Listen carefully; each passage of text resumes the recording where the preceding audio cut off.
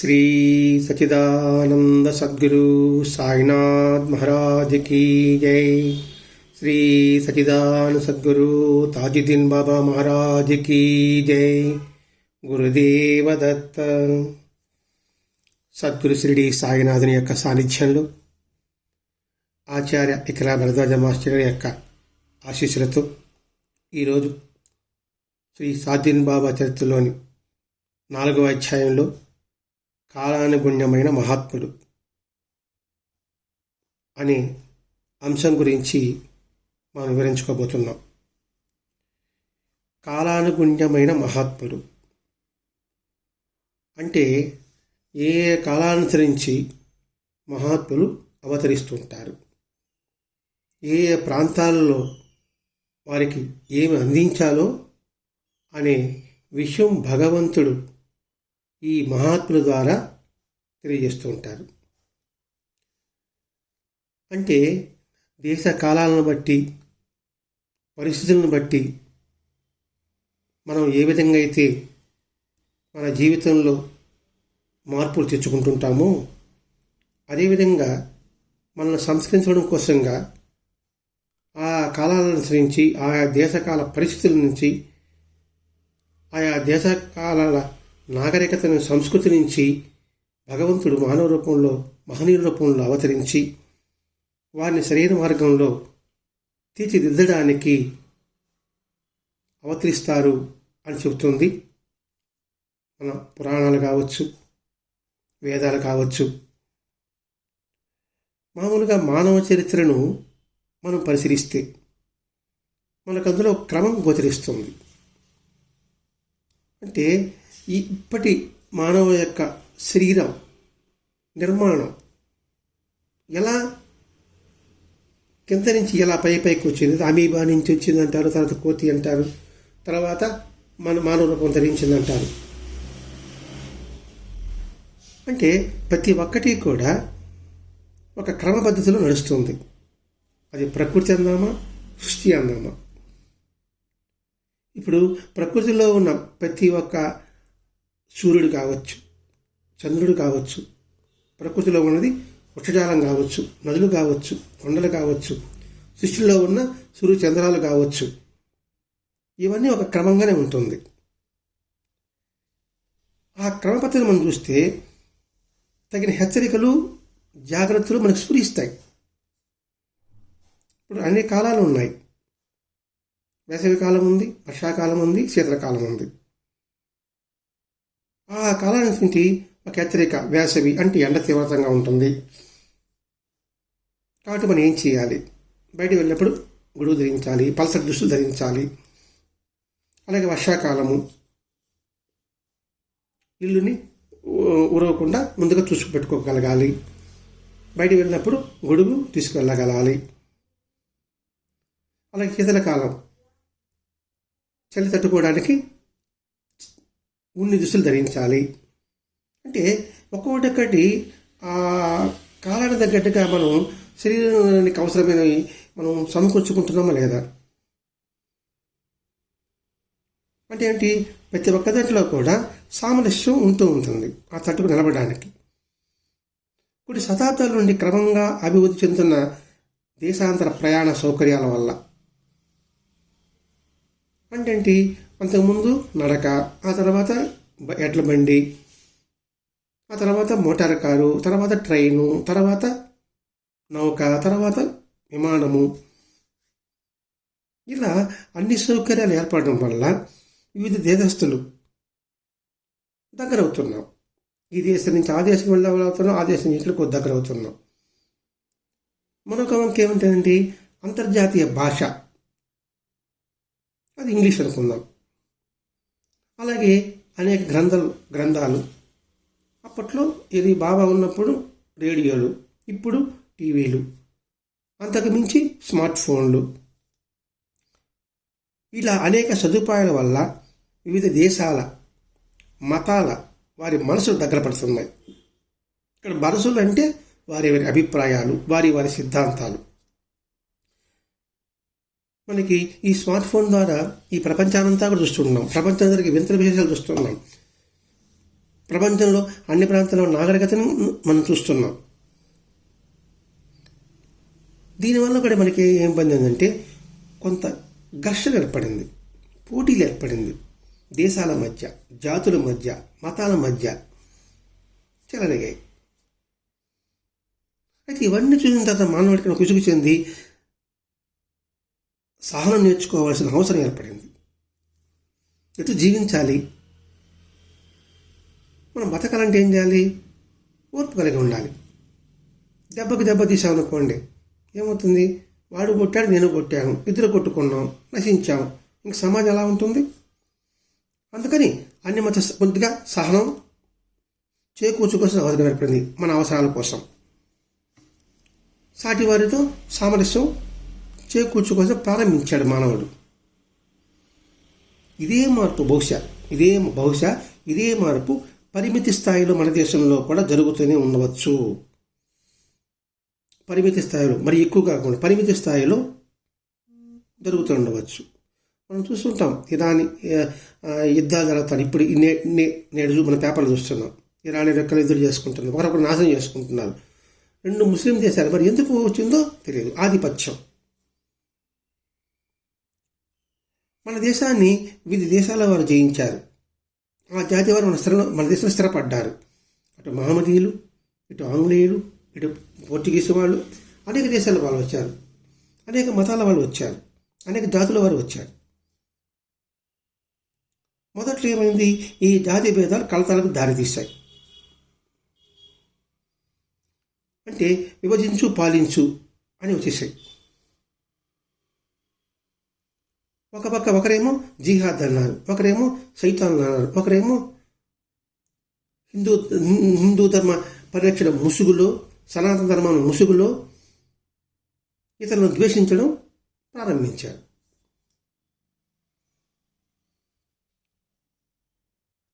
అందుకే జిల్లెలు ముడి రమ్మంటారండి. జిల్లెలు ముడిగా అమ్మగారు అంటారు, మాతృశ్రీ.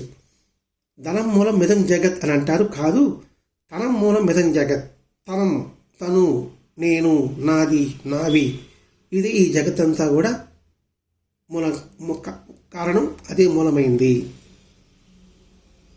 అందుకే తను, నా దేశాభిమానం, భాషాభిమానం, మతాభిమానం, కులాభిమానం, ఇవే కదా ఇప్పుడు మనం ప్రపంచం ఎంత చూస్తున్నాం మనం ఇక్కడ. అందుకే వీటి పట్ల సమైక్యత కోసం కొంతమంది ప్రయత్నం చేస్తున్నారు. యత్నం చేయాల్సిన అవసరం ఉంది కూడా. అసలు మతంలో ఏం చెప్పారు, వారి మతంలో ఏం చెప్పారు, మతానికి మూలమైన సిద్ధాంతాలు ఏం చెప్పారు అనేది కనుమరుగైపోయింది. కాబట్టి ఈ నూతనమైన దృక్పథానికి కబీరు, నానక్ వంటి వారు ప్రతినిధులయ్యారు. ఏదికి? మత సామరస్యం బోధించడం కోసంగా, మత కలహాలు నివారించడం కోసంగా. ఈ శతాబ్దంలో మత కలహాలకు చాలా తీవ్ర రూపం దాల్చున్నాయి మన దేశంలో. ఈ శతాబ్ద ఆరంభంలో మన దేశంలో చాలా తీవ్ర రూపం ధరించాయి. ఈ సత్యాల దృష్ట్యా మతాల మధ్య సమైక్యతను దారి చూపే ధృవతారగా తాజుద్దీన్ బాబా గారు అవతరించారు. ఇది అప్పట్లో. ఆ తర్వాత షిరిడీ సాయినాథుడు అదే కార్యం నిర్వహించారు. కబీర్ ఏం చెప్పాడు, గురునానక్ ఏం చెప్పారు, మత సామరస్యాన్ని బోధించారు. అలాగే తాజుద్దీన్ బాబా, షిరిడీ సాయినాథుడు. సరే, వీరి సంగతి మాకు తెలియదు అనుకుంటే, మన ఆంధ్రదేశంలో ఉన్న మంత్రాలయం రాఘవేంద్ర స్వామి, వీరబ్రహ్మం గారు, ఇవన్నీ మనం పరిశీలించాలండి. మంత్రాలయ రాఘవేంద్ర స్వామి మఠానికి అప్పట్లో ముస్లిం రాజులు పరిపాలిస్తున్నప్పుడు ఆ ముస్లిం రాజులే ఆ మఠానికి స్థలాన్ని ఇచ్చారు. మరి ఈ సంగతి తెలుసుకున్న ముస్లింలు కావచ్చు, హిందువులు కావచ్చు, పరస్పర అవగాహనతో సహాయ సహకారాలు అందించుకోవాల్సింది పోయి సహనం కోల్పోతున్నారు. కోల్పోయి ఎవరికి వారు వారి యొక్క మాది ఎక్కువ ప్రాతినిధ్యం అని చెప్పుకుంటున్నారు. రాఘవేంద్ర స్వామి మఠానికి మనం వెళ్ళినప్పుడు మనం మూలస్థానం వెళ్ళగలిగితే అక్కడ ఆ మఠానికి స్థలం ఇచ్చిన ముస్లిం రాజు యొక్క చిత్రపటం లోపల ఉంది. అంటే ఏంటి? మంత్రాలయ స్వామి లోపల మనం దేవాలయానికి వెళ్ళాలన్నా కూడా మగవాళ్ళ చొక్కాలు తీసేసి వెళ్ళాలి. ఒక నియమం, ఒక కట్టుబాటు, మడి ఆచారంతో లోపల ప్రవేశం ఉంది. కానీ లోపల రాఘవేంద్ర స్వామి పక్కన ఎవరున్నారు? ముస్లిం రాజు కూర్చొని ఉన్నాడు. అలాగే వీరబ్రహ్మం గారు అనేక ముఖ్య శిష్యుడు ఎవరు? సిద్ధాడు. అతని ఏ జాతి, ఏ కులము? ముస్లిం కులం, ముస్లిం జాతి. మరి ఇంతమంది హిందువులకు పొందే శిష్యరికం ఆ ముస్లిం అయిన సిద్ధయ్య పొందగలిగాడంటే అక్కడ వీరబ్రహ్మం గారి యొక్క తత్వం ఏమిటి? సిద్ధయ్య యొక్క భావం ఏమిటి? సత్యం తెలుసుకోవడమే, ఇంకేం కాదు. సత్యం తెలుసుకోవాలనే ఆకాంక్ష ఎవరికైతే ఉంటుందో మత బౌఢ్యం ఉండదు, మత ఛాందస్సం ఉండదు. అంతేకాకుండా వీళ్ళ అవతల నాకు రహస్యం ఏమిటి?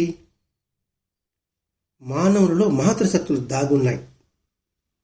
ప్రతి ఒక్క వ్యక్తి కూడా చెడ్డవాడు కాదు. ఇది సైతాన్లా భూతాలా అనరు. అది వివేకానంద అంటాడు. ప్రతి ఒక్కరిని ఏమి బోధిస్తాడు? ఆధ్యాత్మిక మానవులారని పిలుస్తాడు, సహోదరులని పిలుస్తాడు. అంటే అందరిలో శక్తి ఉంది, ఆ శక్తిని విశ్వసించు అని స్వామి వివేకానంద ఎలిగించి చాటి ప్రపంచానికి వెలిగించి చాటాడు. All power is within you. You can do anything and everything. Believe in that. ఆయన ప్రపంచమాన్ని చాటాడు. మరి వివేకానందని ఫాలోవర్స్ అందరూ ఉన్నారు. కానీ ఇప్పుడు మదర్ తెరీసా అని పదం వాడామనుకోండి, ఆమె క్రిస్టియన్ అండి, ఆ పదం ఎంత బాగా అంటారు? రామకృష్ణ మహాత్ముని సేవించేవాళ్ళు, వివేకాన్ని అనుసరిస్తారు అనుకున్న వాళ్ళు కూడా. మరి సిస్టర్ నివేదిత ఎవరు? వివేకానంద సిస్టర్ నివేదిత పేరు పెట్టింది ఎవరు? వివేకానంద పెట్టాడు. ఎక్కడి నుంచి వచ్చింది అవి?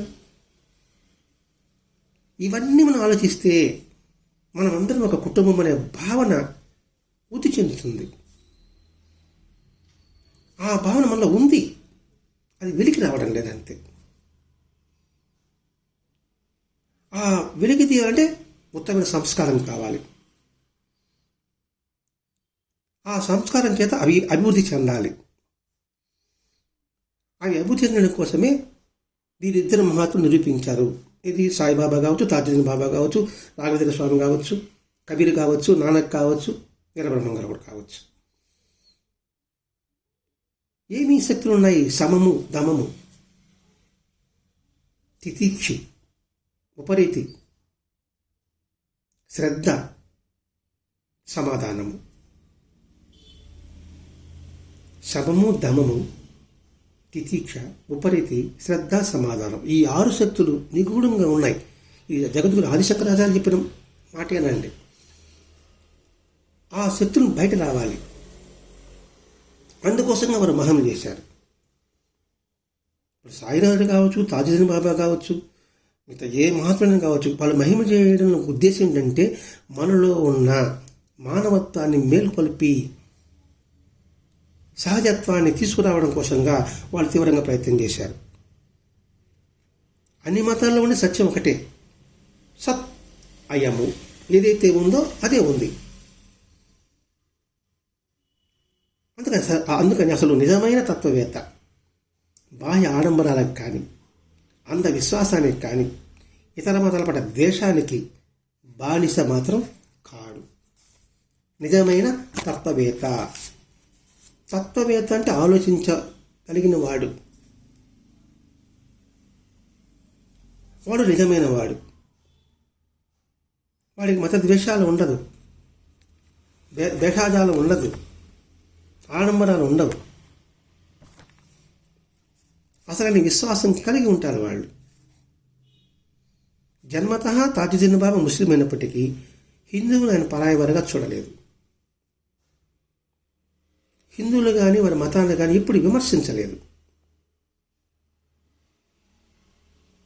అట్లని తన కృపను కురిపించడంలో ముస్లింల పట్ల పక్షపాతం చూపలేదు. తను ముస్లిం కాబట్టి ఆ ముస్లిం వాడికి ప్రత్యేకంగా దర్శనం ఇవ్వడం కావచ్చు, అనుగ్రహించడం కావచ్చు, అటువంటిది ఏమి ఉండదు. అంటే ఏమిటి? సర్వ సమానత్వాన్ని నువ్వు అలవరుచుకో. కులంతో ప్రసక్తి లేదు, మతంతో ప్రసక్తి లేదు, జాతితో ప్రసక్తి లేదు. నువ్వు మానవుడు, ఉన్నది ఒకటే జాతి, అది మానవ జాతి. అది నిరంతరం గుర్తించమని మహాత్ములందరూ తెలియజేస్తూనే ఉన్నారు. అన్ని మతాలే వేరు, కానీ గమ్యం ఒకటే. నదులు వేరు, దాని గమ్యం సముద్రంలో కలవడమే. ఒక్కొక్క నదికి ఒక్కొక్క పేరు. గంగా నది, గోదావరి నది, కృష్ణ, సింధు, కావేరి. అలాగే ముస్లిం, ఇస్లాం సాంప్రదాయం, క్రైస్తవ సాంప్రదాయం, సిక్కు సాంప్రదాయం, బౌద్ధ సాంప్రదాయం, హిందూ సాంప్రదాయం, జైన సాంప్రదాయం, పార్సీ సాంప్రదాయం. కానీ ఈ సాంప్రదాయాలంతటి వెనుక ఏమి దాగి ఉంది? భగవతత్వంలో మమేకం కావడం ఉంది. అది గుర్తించినప్పుడు గంగానది గొప్పది, కృష్ణానది తక్కువది, గోదావరి ఎక్కువ అనే భావం ఎలా వస్తుందండి? అన్నీ కలిసి నీరే కదా, అన్నిట్లో ఉండేది నీరే కదా. మరి ఆ భావన మనం ఎందుకు పెంపొందించలేకపోతున్నాము? కారణం ఏమంటే స్వార్థం. ఎవరికి వారు మతాధిపతులు వారి వారి స్వార్థం కోసంగా ఈ మతాన్ని దుర్వినియోగం చేస్తున్నారు, మత సిద్ధాంతాలను అగౌరవపరుస్తున్నారు. క్షుణ్ణంగా పరిస్థితి మనకే అర్థమవుతుందండి. ఒక్కొక్కరు మహాత్ముల జీవితంలో చూస్తే వాళ్ళు ఎక్కడైనా సరే భేదభావాన్ని చూపారా?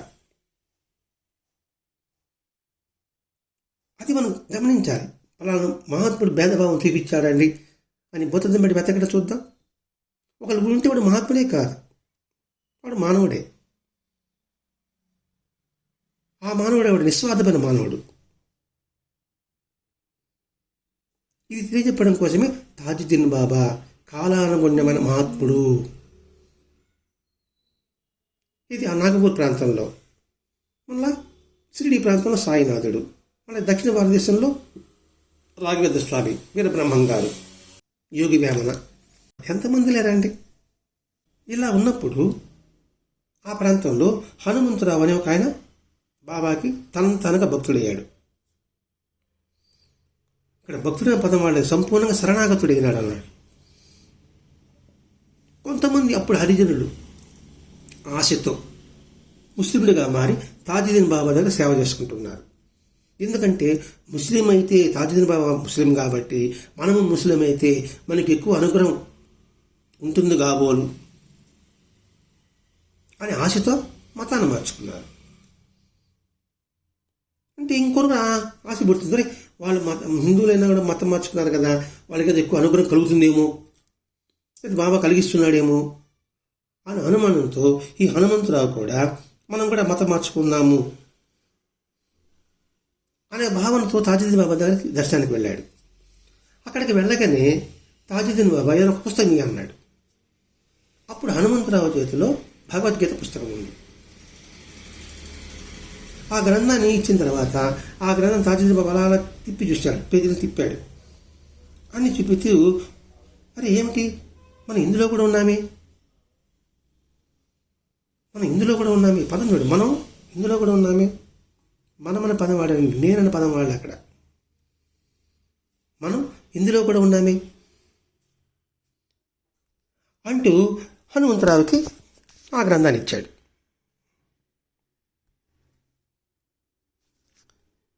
అప్పుడు హనుమంతరావుకి అది ఒక సందేశంగా అనిపించింది. అంటే అండి భగవద్గీత క్షుణ్ణంగా చదివి ఉంటాడు అతను. అందుకని ఒక్క వాక్యంలోనే ఆయన చెప్పిన మాటలో గొప్ప ఉపదేశం ఉందని గ్రహించగలిగాడు. ఆ సత్యాన్ని గుర్తించాడు హనుమంతరావు. వెంటనే ఆయన కృపను పొందడానికి మతాన్ని మార్చుకోవాల్సిన అవసరం లేదని భక్తితో నమస్కరించాడు. అక్కడ ఆయనకి ఏం సందేశం అనిపించుంటుంది? భగవంతునికి సర్వసమర్పణ చేసుకోవడం వల్ల సత్యం బోధపడుతుంది.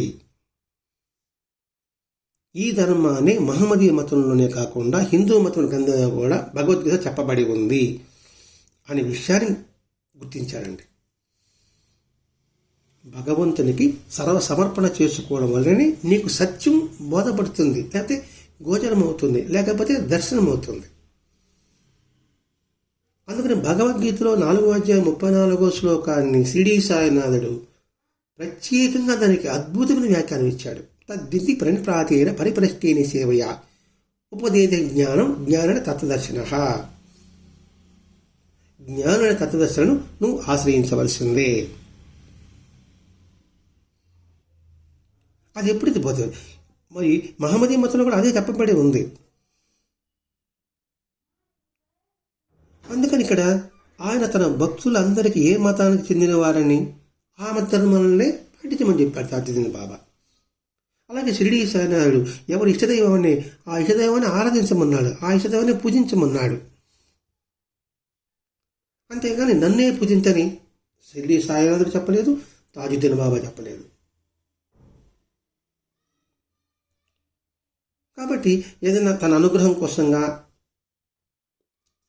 ఇతర మతాల నుంచి మహమ్మదీయ మతంలోకి మారాల్సిన అవసరం లేదని స్పష్టంగా చెప్పాడు ఇక్కడ. అంటే ఇక్కడ మనం ఆలోచింపు చేస్తున్నాడండి భరద్వాజ మహర్షి గారు. ఒకసారి నాగపూర్లో మత కలహాలు చెలరేగాయి. ఆ సమయంలోనే ఒక ముస్లిం భక్తుడు ఇచ్చాడు బాబా దగ్గరికి, తాజుద్దీన్ బాబా దగ్గరికి, బాబా హిందువులు ముస్లింలందరినీ చంపేస్తున్నారు, దయచేసి మమ్మల్ని రక్షించండి అని వచ్చి వేడుకున్నాడు. అవునా అనలా తాజుద్దీన్ బాబా తీవ్రమైన కోపంతో, నువ్వు వెళ్ళి ఇక్కడి నుంచి ముందు నిజమైన ముస్లింలను ఎవరూ చంపలేరు. చూడండి, నిజమైన ముస్లింలను ఎవరూ చంపలేరు. ఎందుకు ఆ పదం వాడాడు?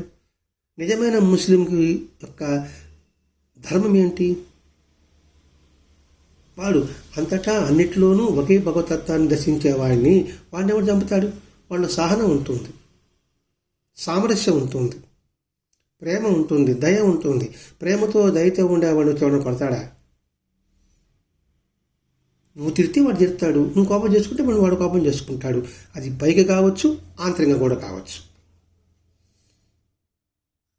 పైకి కావచ్చు, ఆంతరంగా కూడా కావచ్చు. నువ్వు పైకి లేకపోయినా ఆంతరంగా ఉన్నా కూడా సరే వాడికి తెలుస్తుంది. ఎందుకంటే ఇవన్నీ ప్రకంపనలు, వేవ్స్, వైబ్రేషన్స్.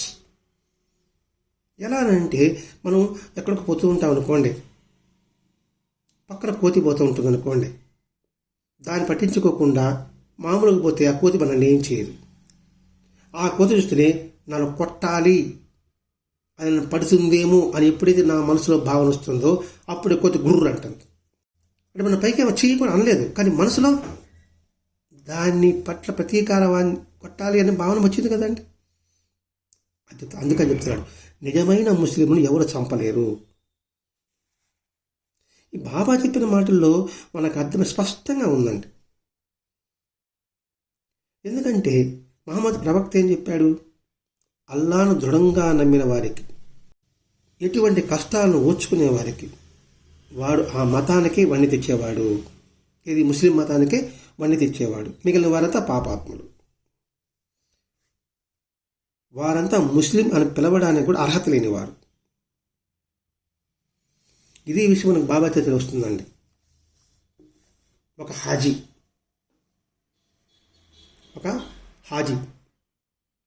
అంటే మక్కా తెలిసిన వాడు షిరిడీకి వస్తాడు. షిరిడీకి వచ్చిన తర్వాత ఈ మసీదులో ఏదో దుని పెట్టున్నారే, ఏదో గంటలు వాయిస్తున్నారే, హిందూ సభలో పూజలు చేస్తున్నారే అని గబగబా వచ్చి బాబాతో, ఏంటి బాబా ఇది, మీరు ముస్లిం కదా, ఇది మీకు తగదు కదా, అల్లా మేము సహించడు అని వార్నింగ్ ఇచ్చాడు. అల్లా మేము సహించడు అంటే తను ఏదో అల్లాకి దగ్గరైనట్టుగా, అంటే ప్రవక్తకి దగ్గరైనట్టుగా, తనే గొప్ప భక్తుడైనట్టుగా అక్కడ ప్రవర్తించాడు. వెంటనే బాబా కోపంతో ఒక మాట అన్నాడు, నువ్వు అసలు ముస్లిమేనా? నీకు నమాజ్ ఎలా తెలుసా? ఇస్లాం ఆచారకాండ నీకు తెలుసా? అసలు ఖురాన్ నువ్వు బాగా చదివావా? ఖురాన్లో ఏం చెప్పబడి ఉంది? అసలు నమాజుల్లో ఉద్దేశం ఏమిటి? ఇది ముస్లింలు మాత్రమే దేవునితో సృష్టింపబడ్డారా? మరి మిగిలిన వాళ్ళ సంగతి ఏమిటి? అదే కదా క్రైస్తవ మతం అని చెప్పాడు. అదే కదా హిందూ ధర్మంలో కూడా అలాగే ఉంటున్నారు. హిందూ ధర్మంలో ప్రధానం ముసుగు వేసుకుని కూడా వాళ్ళు కూడా అలా ప్రవర్తిస్తున్నారు. అసలు వేదం ఏం చెప్పింది? హిందూ సాంప్రదాయం చూసుకుంటాం అనుకోండి, అసలు వేదం ఏం చెప్పింది అని మన హిందువుల్లో కూడా అవగాహన లేకుండా పోతా ఉంది. మనకన్నిటికీ మూల కారణం వేదాలు అని చెప్తుంటారు. మరి వేదాలు చెప్పినది ఏంటండి? బాగా కొంచెం 6 పాయింట్లు చెప్తాయండి వేదం కూడా. 1, సోమరితనం పాపం. 2, కృషి చేసేవాడికి దైవం తోడ్పడతాడు. 3, శ్రమలోనే సంపద ఉంది. 4, ఉత్సాహవంతుడికి విద్య లభిస్తుంది. 5, మనసు ఎప్పుడూ శుభానే కోరాలి. 6, అన్ని ప్రాణుల్ని స్నేహబద్ధతో చూడాలి. ఈ 6వదిగా ఒక్కటి పెట్టుకున్న మన జన్మధన్యం. ఏది? హిందూ ధర్మ పరిరక్షణ అనుకునేవాళ్ళు, సనాతన ధర్మాన్ని పాటిస్తున్నామని చెప్పుకునేవని చెప్పేవాళ్ళు చూడండి, అన్ని ప్రాణుల్ని స్నేహబుద్ధితో చూడాలని వేదం చెబుతుంది. ధార్మిక సేవకు వేదం మూలమని మనుస్మృతి చెబుతుంది. మనువనే మహర్షి ఆయన కూడా చెప్పాడు, ధార్మిక సేవకు వేదమే మూలం. మరి వేదంలో చెప్పిందో మరి గ్రహించకపోతే, అలాగే ఖురాన్లో చెప్పింది వాళ్ళు గ్రహించలేకపోతుంది, బైబిల్లో ఏం చెప్పారో దాన్ని గ్రహించలేకపోతుంది. నీ సాటివారు నీవన్నే ప్రేమించు అని బైబిల్లో చెప్పాడు. ఇతరులు నీకు ఏం చేయాలనుకుంటావో అది ఇతరులకు నువ్వు చెయ్యి అని చెప్పారు. మరి ఏం గ్రహించాం? ఏ మతం వాళ్ళు గ్రహించారు? తెలియజేస్తున్నాడు భరద్వాజ మహర్షి కదా, ఇంతగా తీసుకున్నాడు. ఇక్కడ వేదంలో ముఖ్యమైనది చెప్పాడు, సర్వే జనా సుఖినో భవంతు, లోకా సమస్త సుఖినో భవంతు అని పలుకుతున్నాం. అందరూ సుఖంగా ఉండాలంటే నువ్వు వాడివి తిట్టడం ఏమిటి? వాళ్ళు నిన్ను తిట్టడం ఏమిటి? లోకమంతా సుఖంగా ఉండాలి. ఏ లోకం? అన్ని లోకాలు, భూలోకము, దేవలోకము, పాతాళ లోకం, అన్ని లోకాలు సుఖంగా ఉండాలి.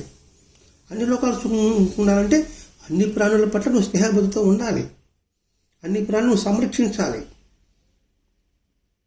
భారతదేశం నా మాతృభూమి, భారత నా సహోదరులు అని మళ్ళీ వేయడం కాదు. నేను హిందూ దేశం యొక్క సంతానాన్ని అని ఎలుగెత్తి జెండా పెట్టుకొని అరవడం కాదు. ఇది ఒకరిని గురించి చెప్పడం కాదండి. అన్ని మతాల వారు చేసే విధానం ఇది. అన్ని మతాల సారాంశం గ్రహించలేకపోతున్నాం. అవి చెప్పడానికి కూడా వచ్చారు వీళ్ళందరూ కూడా. కాబట్టి పని చేయి, అందులో సంపద ఉంది. కృషి చేయి, భగవంతునికి తోడ్పడతాడు. నువ్వు సోమరుగా ఉండవద్దు. మరి ఇవన్నీ వేదంలో చెప్పిన మాటే కదండి. అది గ్రహించాలి. అది మన మాస్టర్ గారు ఇక్కడ తెలియజేస్తూ వస్తున్నాడండి ఇక్కడ. అలాగే ఈ ముస్లిం బాబా దగ్గరికి వచ్చినప్పుడు, హాజీ వచ్చినప్పుడు ఈ మాట అన్నాడు, మిగతా వాడిని ఎవరైనా జీతం నాకు అప్పగించారా? ఆకలి తప్పులు ఏమైనా తేడా ఉందా? పుట్టుక మరణంలో తేడా ఉందా? ముస్లిం మత పుట్టుక వేరేగా ఉందా? మరణం వేరేగా ఉందా? అలాగే క్రైస్తవ మతంలో పుట్టుక వేరేగా ఉందా? మరణం వేరేగా ఉందా? అలాగే ఇతర మతాలలో పుట్టుక వేరేగా ఉందా? మరణం వేరే, అంత ఒకటేగా ఉంది కదా, ఏం భేదం లేదు కదా. అప్పుడు బాబా అసలైన ఇస్లాం మతం నాకు తెలుసు, భగవంతుని శక్తిని రుజువు చేయగలవాడే ముస్లిము అంటాడు బాబా. ఇక్కడ ఏం చెప్పాడు తాజుద్దీన్ బాబా? నిజమైన ముస్లింను ఎవడు చంపలేరు అని ఇక్కడ చెప్పాడు. భగవంతుని సర్వసమర్పణ చేసుకోవడం వల్లనే సత్యం బోధపడుతుంది అని ఇస్లాం మతంలో చెప్పారు. ఈ మాట వెంటనే ఆ హాజీ అట తిరిగాడు. కొంచెంసేపు ఆయన కాళ్ళ మీద కలిపి నమస్కారం పెట్టి శరణాగతి చెప్పేసి వెళ్ళిపోయాడు. అంటే ఆలోచించాడు. అటు ఇటు తిరిగాడని అంటున్నాను అని రాశారు. అంటే మనకు కూడా ఏదైనా సమస్య పరిష్కారం దొరకకపోతే అటు ఇటు నాలుగు ప్రచారాలు చేస్తాం, తిరిగి టక్కని స్మరణకు వస్తుంది. అలాగే ఈ ముస్లిం కూడా అటు ఇటు తిరిగాడు. ఇది సరైంది, నా ఆలోచన తప్పు అని ఆయన శరణ పొందాడు. దానికి ఎన్ని రోజులు పట్టింది? ఒక 3-4 రోజులు పట్టింది. శరణ పొందిన తర్వాత వెంటనే అనుగ్రహించాల, మళ్ళా 3-4 రోజులు ఉంచుకున్నాడు ఆయన. అంటే మళ్ళీ ఏమైనా మతి తప్పుతుందేమో, గతి తప్పుతాడేమో, మనసు మారుతుందేమో అనేసి ఏం మారలే. అప్పుడు మాస్టర్ గారు ఒక నిర్వచనం రాస్తాడండి. దాని కింద ఒక లైన్ రాస్తాడు. ధర్మాచరణ భగవంతునికి శరణాగతి మాత్రమే ఇస్లాం ధర్మమని ఖురాన్ చెబుతుంది. 1 ధర్మాచరణ, 2 భగవంతునికి శరణాగతి. ఇది మాత్రమే ఇస్లాం ధర్మం. మరి ధర్మాచరణ లేకుండా శరణాగతిలోకి పక్కన పెడతాం. ధర్మాచరణ లేనప్పుడు అది ఇస్లాం ధర్మం కాదు, హిందూ ధర్మం కాదు, క్రైస్తవ ధర్మం కాదు. రెండవది శరణాగతి. ఇప్పుడు ఇస్లాం మతం కూడా ఏం చెప్తుంది? శాంతి, ప్రేమ, దానిపైన ఆధారపడి. మతం దేని మీద ఆధారపడి? మతం యొక్క పునాది ఏంటి అసలు? ఏ మతమే దాని పునాది ఏమిటి? సత్యము, ధర్మము, శాంతి, దయ, కరుణ, అహింస,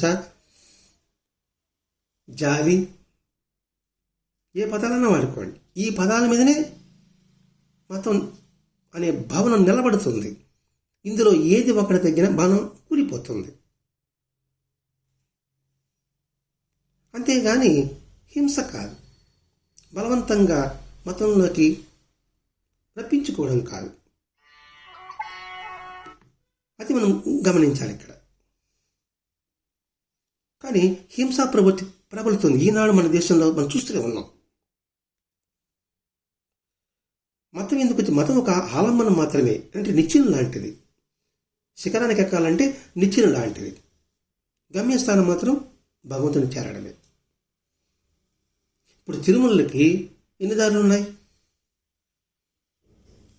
బస్సు వెళ్ళేదారి ఒకటి ఉంది, బస్సు దిగేదారి ఒకటి ఉంది, శ్రీవారి మెట్టు ఒకటి ఉంది, అలిపిరి మెట్టు ఒకటి ఉంది. 4 దారులు ఉన్నాయి. ఈ 4 దారులు ఎక్కడ చేరుతుంది? ఆనంద నిలయాలు చేరుతుంది. అంటే ఈ 4 దారులు 4 మతాలు అనుకుందాం. నువ్వు శ్రీవారి ఈ ఇస్లాం మతం నుంచి వెళ్ళినా భగవంతుని చేరాల్సిందే, అలిపిరి మెట్టు నుంచి క్రైస్తవ మతం చేరినా భగవంతుని చేరాల్సిందే, రోడ్డు ప్రయాణంలో చేరినా భగవంతుని చేరాల్సిందే. గమ్యం అదే కదా. నదులంతా కూడా గమ్యస్థానం ఏమిటి? సముద్రంలో లయమవడమే కదా. అటువంటి నిశ్చయమైన నమ్మకం ఉన్న వ్యక్తి భూమి మీద దైవం చేత భగవంతుడికి రక్షింపబడతాడు. ఒకవేళ దైవశాతం చనిపోయినప్పటికీ కూడా అతడు శాశ్వత స్వర్గాన్నే పొందుతాడు. అంతేగాని ఏ మనిషి ఒక మనిషిని చంపలేడు. ఇది బైబిల్లో ఒక మాట వస్తారండి, మొత్తం 5-10 అనుకుంటాను. ధర్మార్థము హింసితులు ధన్యులు, ధర్మార్థము హింసితులు ధన్యులు, దేవుని రాజ్యం వారిది అని చెప్తాడండి. అంటే ధర్మం కోసంగా పోరాడి వాడి హింసింపబడ్డప్పటికి కూడా వాడి ధన్యతే. వాడికి దేవుని రాజ్యం వాడికి అంటే ఇప్పుడు చెప్పాడు కదా, స్వర్గాన్ని పొందుతాడని. ఇప్పుడు భగవద్గీత ఏం చెప్పాడు? ధర్మక్షేత్ర యుద్ధంలో నువ్వు మరణిస్తే నీకు వీరస్వర్గం, గెలిస్తే సామ్రాజ్యం అని అక్కడ చెప్పాడు కదండి. ధర్మం కోసం పోరాడని చెప్పారు. ఆ పోరాటంలో నువ్వు చనిపోయినప్పటికీ కూడా నువ్వు దేవునికి ప్రీతిపాత్రుడు అవుతావు. అలా భగవంతుడి నమ్మకం లేని వారే ఒకరినొకరు చంపుకుంటారు. ఇంతటి భావం ఉందండి. తాజుద్దీన్ బాబాజీ హత్యించిన భావం ఇంత ఉంది. నిజమైన ముస్లింలను ఎవరు చంపలేరు. ఇప్పుడు బాబా హిందూ భక్తులైన రఘుజీరావు, శ్రీ కాశీనాథ్ పటేల్ వాళ్ళ గృహాలకి వెంటికి వెళ్ళాడు కదండి, వారి అద్దెను స్వీకరించాడు కదండి. వాళ్ళు హిందూ సాంప్రదాయాన్ని పూజిస్తే ఆయన అడ్డు చెప్పాడా? చెప్పలేదు కదండి. అట్లా అని హిందువుల పట్టానికి ప్రీతి ఉందా అంటే అదేం కాదు. ముస్లిం మతాల ప్రతికూలత ఉందా అంటే అది కూడా కాదు. ఎవరి ఆచార ప్రకారం వాడిని సేవిస్తున్నాడు, సమానమైన ప్రేమతోనే వాడిని అంగీకరించారు. ఇదే సర్వసమానమైన బాబా స్వభావమే షిరిడీ సాయినాథులు మనకు కనిపిస్తుంది. ఇప్పుడు షిరిడీ సాయిబాబా వేషం చూసి ఒక అబ్దుల్లా అనే ముస్లిం భక్తుడు, ఏంటి బాబా హిందువులంతా నీ ముఖాన చందనం అందిస్తా అంటే నువ్వు ఊరుకున్నావే, ఎలా ఊరుకుంటావు, అది మన ఆచారం కాదా అన్నప్పుడు బాబా ఏమంటాడు, జైసా దేశ్ వైసా వేస్. ఈ కాలాన్ని బట్టి ఈ వేషం వేసుకున్నాను నేను. ఎందుకు వేషం వేసుకున్నావు? మత కలహాలతో ఉంది, అందుకని ఈ వేషం వేసుకున్నా, మసీదులో కూర్చున్నా, మంట వెలిగించా, తులసికోట పెట్టా, ద్వారకమైన పేరు పెట్టా. ఇలా పెడితే కదా అందరినీ నా దగ్గరికి రాస్తారు, అందరినీ నేను ఆశీర్వదిస్తాను, అందరూ కలిసిమెలిసి జీవించాలని నేను బోధిస్తాను. హిందువులను భగవంతులకు కొలుస్తున్నారు, నేను అంగీకరించా. కానీ నేను మాత్రం భగవంతుని సేవకుడిని. ముస్లింలు వచ్చారు, ఫాతిహా చేయించా, ఇది నైవేద్యం మధ్యాహ్నం పెట్టినప్పుడు నమాజ్ చేయించా. ఎవరి ఇష్ట ప్రకారం నడుచుకుంటాను. ఇప్పుడు మన ఇంట్లో తల్లి ఉందనుకోండి, నలుగురు బెడ్లు ఉంటే సాయంకాలం స్నాక్స్కి అమ్మ ఒక్కొక్కరు ఒక అడుగుతారనుకోండి, అమ్మ చేసి పెడుతుంది కదా.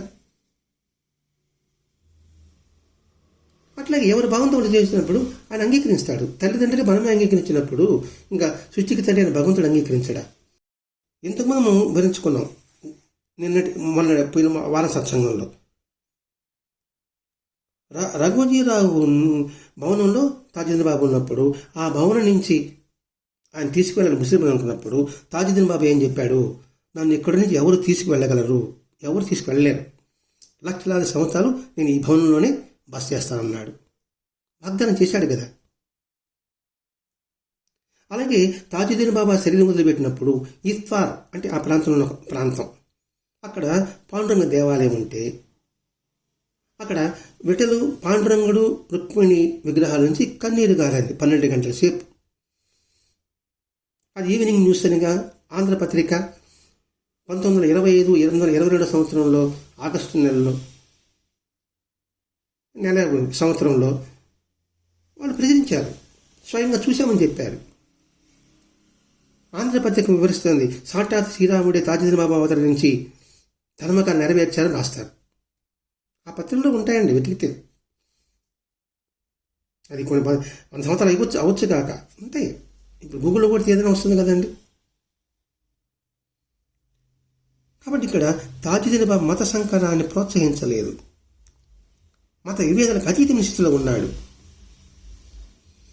అటు ముస్లింలను కాపాడుకున్నాడు, ఇటు హిందువులను కాపాడుకుంటూ ఆధ్యాత్మిక పురోగతికి తోడ్పడ్డాడు. మెహర్ బాబా తాజుద్దీన్ బాబాను దర్శించాడు, ఉపాసని బాబా తాజుద్దీన్ బాబాను దర్శించాడు, సాయిబాబా ఉపాసని బాబా మెహర్ బాబా, ఉపాసని బాబా మెహర్ బాబా సాయిబాబా భక్తులు. కానీ ఇక్కడ తాజుద్దీన్ బాబా, ఇటు షిరిడీ సాయినాథుడు వారిద్దరి ఆధ్యాత్మిక ఉన్నతికి కృషి చేశారా లేదా, గొప్ప సాధులుగా తయారు చేశారా లేదా? ఉపాసని బాబా మెహర్ బాబా అంత సముద్రంలో కావడానికి ఇటు తాజుద్దీన్ బాబా, ఇటు షిరిడీ సాయినాథుడు వారి కృషికి ఎంత కృషి చేశారో ఈ నిదర్శనం చాలు. దీన్ని బట్టి మనం గ్రహించవలసింది ఒకటి.